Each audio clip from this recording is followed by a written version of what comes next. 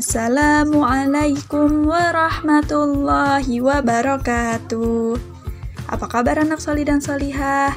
Semoga dalam keadaan sehat, selalu dalam lindungan Allah, dan semangat belajar di hari Senin ini untuk mengawali pekan ini.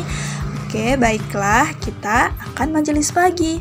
Majelis pagi hari ini kita akan mengenal lebih jauh tentang sosok sahabat Rasulullah. Siapakah beliau? Beliau adalah Abdurrahman bin Auf. Ada yang sudah pernah mendengar ceritanya? Pasti anak solih dan solihah sudah tidak asing lagi ya dengan salah satu sahabat Rasul ini. Nah, untuk lebih jelasnya, kita simak yuk cerita dari Abdurrahman bin Auf.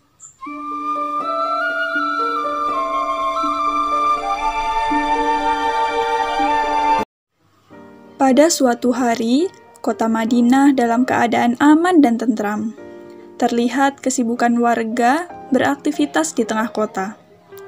Tiba-tiba, terlihat kabut tebal yang mengepul ke udara datang dari tempat ketinggian di pinggir kota.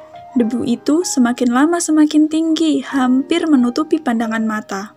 Kemudian, dari pinggir kota terdengar hiruk-pikuk yang memberitahu tentang datangnya kiriman besar yang datang ke kota itu.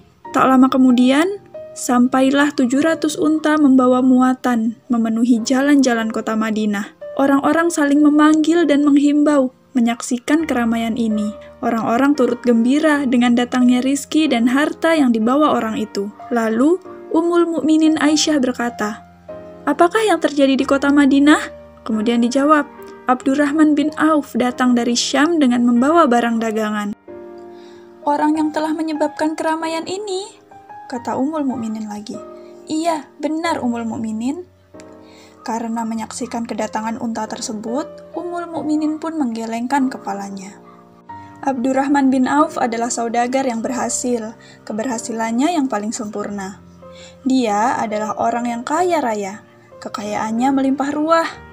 Dia adalah seorang mukmin yang pandai, seorang mukmin yang tidak mau kehilangan bagian agamanya karena dunia, seorang mukmin yang tak mau kekayaannya membuat lupa pada agama. Abdurrahman bin Auf adalah orang yang selalu melimpahkan hartanya sebagai wujud kedermawanannya. Dia adalah salah satu dari 8 orang terdahulu yang masuk Islam. Abu Bakar datang kepadanya memperkenalkan Islam, begitu juga Utsman bin Affan, Zubair bin Awam, Sa'ad bin Abi Waqqas, Talhah bin Ubaidillah. Maka, tak ada keraguan yang jadi penghalang. Lalu, mereka pergi untuk menyatakan keislamannya kepada Rasulullah. Setelah masuk Islam, Abdurrahman bin Auf mendapatkan penindasan dari kaum Quraisy. Kemudian, Abdurrahman bin Auf mendatangi Rasul dan menceritakan apa yang telah terjadi. Rasul memerintahkan para sahabatnya untuk berhijrah guna menghindari hal-hal yang buruk. Rasul memerintahkan hijrah ke Habsyi.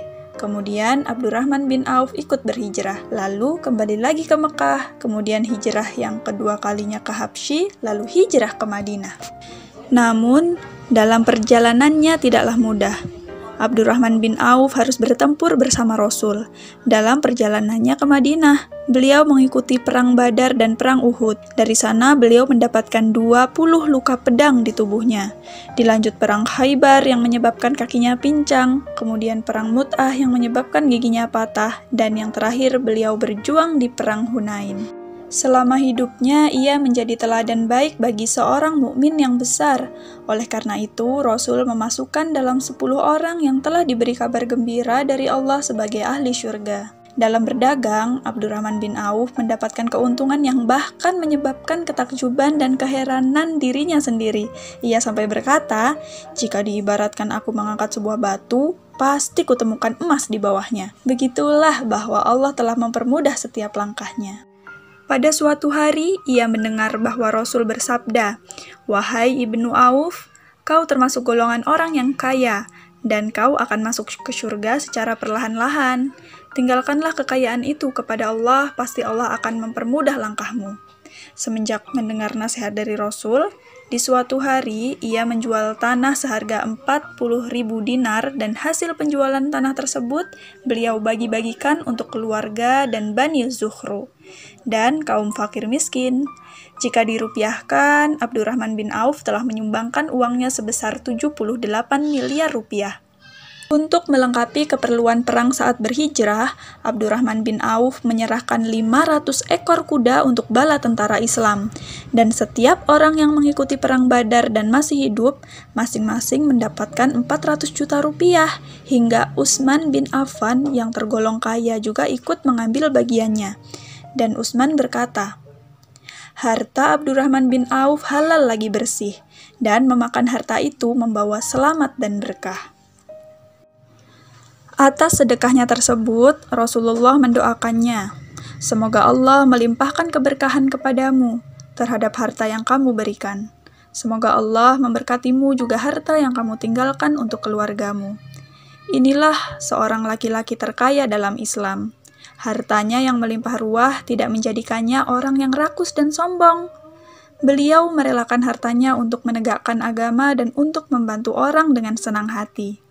Baginya, memiliki harta yang berlimpah tidaklah cukup untuk memberikan kebahagiaan dan kesenangan apabila harta yang dimiliki tidak dapat bermanfaat bagi agama dan orang yang membutuhkan. Anak soli dan solihah, kita tadi sudah menyaksikan bersama kisah Abdurrahman bin Auf. Masya Allah, luar biasa sekali ya Abdurrahman bin Auf. Banyak sekali keutamaan yang dimiliki beliau. Selain beliau adalah salah satu dari 10 sahabat yang pertama kali masuk Islam. Beliau juga dijanjikan sebagai penghuni surga oleh Rasulullah. Beliau didoakan Rasulullah. Dan beliau adalah salah satu dari sahabat Rasul yang paling kaya. Siapa yang bercita-cita jadi orang kaya? Masya Allah, banyak sekali ya nak ya. Alhamdulillah. Ya, Abdurrahman bin Auf mengajarkan kita untuk menjadi muslim yang kaya, tetapi tidak sombong dan rakus. Kita kaya supaya bisa membantu banyak orang. Kita kaya supaya sedekah kita banyak, nak. Ya, kita berdoa bersama-sama ya, nak. Semoga kita dan keluarga kita termasuk dalam golongan hamba yang diberikan keberkahan rizki oleh Allah dan mengantarkan kita menjadi seorang muslim yang dermawan. Cukup sekian majelis pagi hari ini. Semoga kita bisa meneladani dari kisah Abdurrahman bin Auf. Ibu Indri akhiri, wassalamualaikum warahmatullahi wabarakatuh.